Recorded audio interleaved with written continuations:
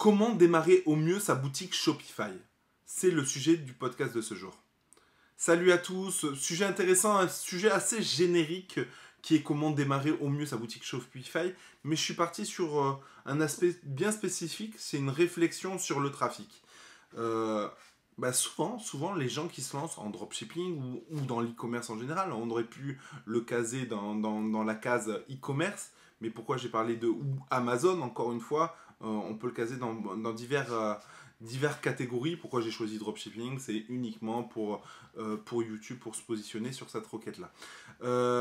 Donc, réflexion sur le trafic. Voilà, généralement, les gens, qu'est-ce qu'ils font? C'est qu'ils créent une boutique internet, ils trouvent des produits gagnants et ils créent une audience. Et avec cette audience, ils cherchent une audience pour vendre leurs produits. Donc ça, c'est quelque chose qui marche, puisque ça a fait ses preuves, mais qui est de plus en plus difficile ou qui n'est pas forcément facile ou qui demande du budget.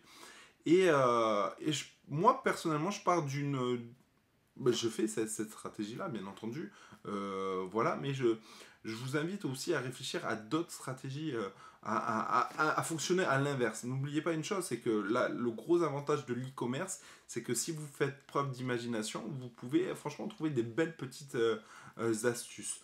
Moi, ce que je vous conseille d'essayer, surtout si vous n'avez pas forcément de budget, c'est de commencer par générer du trafic. Et ça, je le vois notamment quand je génère du trafic via les sites de niche. Maintenant, quand je crée un site de niche, c'est quoi? C'est un site sur une thématique. C'est un site sur une thématique qui parle de cette thématique-là et qui se positionne sur une multitude de requêtes sur Google dans cette même thématique. Et du coup, tu vas avoir du trafic qualifié qui va arriver sur ce site-là. Et donc, tu as deux solutions. C'est soit une fois que tu as créé ce site de niche et que tu as du trafic qualifié, c'est soit proposer tes propres produits, soit en dropshipping, soit en e-commerce, soit sur Amazon, etc. Soit tu peux même faire de l'affiliation Amazon qui va te permettre de monétiser ton trafic et ton audience. Moi, ce que je prends pour habitude de faire maintenant, c'est aussi rajouter le pixel de conversion sur mon blog pour directement chauffer le pixel. Comme ça, il est déjà tout chaud et il sait qui vient pas sur le site, il sait qui va aller sur Amazon ou sur d'autres liens spécifiques. Donc on pourrait faire avoir du trafic directement via un site de niche, comme je vous le disais, mais on peut très bien avoir du trafic, parce que le site de niche demande quand même un peu de budget, donc il faut créer le site internet, il faut le positionner sur Google, donc ça prend un peu de temps, parce qu'il faut faire du netlinking, il faut faire tout un tas de choses. Mais si vous avez un peu de temps et pas forcément de budget, vous pouvez vous créer aussi des communautés, que ce soit sur des groupes Facebook, des pages Facebook ou encore des comptes Instagram. Et le fait de créer une communauté, d'avoir une audience qui vous parle, qui vous suit, qui sait ce que vous voulez, etc., vous allez pouvoir lui proposer des produits. Voilà, donc vous allez connaître l'avatar de votre communauté et du coup vous allez pouvoir leur proposer des produits très spécifiques et avoir un meilleur taux de conversion. Donc encore une fois, créer un site internet puis chercher du trafic, c'est bien, mais essayez de faire l'inverse. Si vous créez une communauté ou du trafic, à avoir un trafic spécifique qui vient dans un endroit spécifique, n'hésitez pas à lui proposer des produits. Ça marche aussi. Le gros avantage pour ça, c'est que la conversion, elle est excessivement bonne. Je vous invite à y réfléchir parce que dans cette stratégie, je pense qu'il y a du potentiel.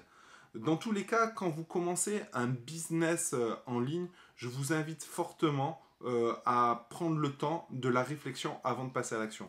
Encore une fois, quand vous avez du budget, quand vous avez que vous ayez du budget, que vous n'ayez pas du temps ou pas du temps, etc. Il faut se poser, définir les tâches, définir des objectifs au mois, au trimestre, par jour, par semaine, etc., etc.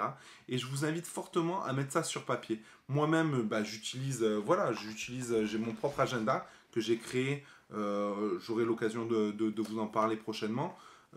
J'ai créé un agenda où je marque tout ce qui est to-do list à faire. Je le fais sur papier parce que sur ordinateur, je faisais des copier-coller, je déplaçais tout un tas de tâches. Et le fait de faire par écrit, ce qui est bien, c'est qu'à la fin de la semaine, tu peux te dire, bah, tiens, qu'est-ce que j'ai réussi, qu'est-ce que j'ai pas réussi, pourquoi je n'ai pas réussi, et au moins tu passes à l'action plus en profondeur. Vraiment, tu passes vraiment à l'action.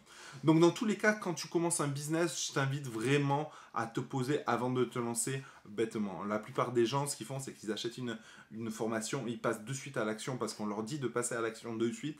Mais avant ça, réfléchis. Réfléchis à ce que tu vas faire. Réfléchis au budget que tu vas allouer. C'est vraiment, vraiment très, très important pour réussir. Vraiment. Allez, sur ce, je te dis à bientôt, Rouya. N'hésite pas à liker si tu as envie et à laisser une petite question. Voilà, si tu as une question sur un sujet, tu laisses en commentaire et puis moi, je te fais une petite vidéo vite fait. Allez, ciao, ciao.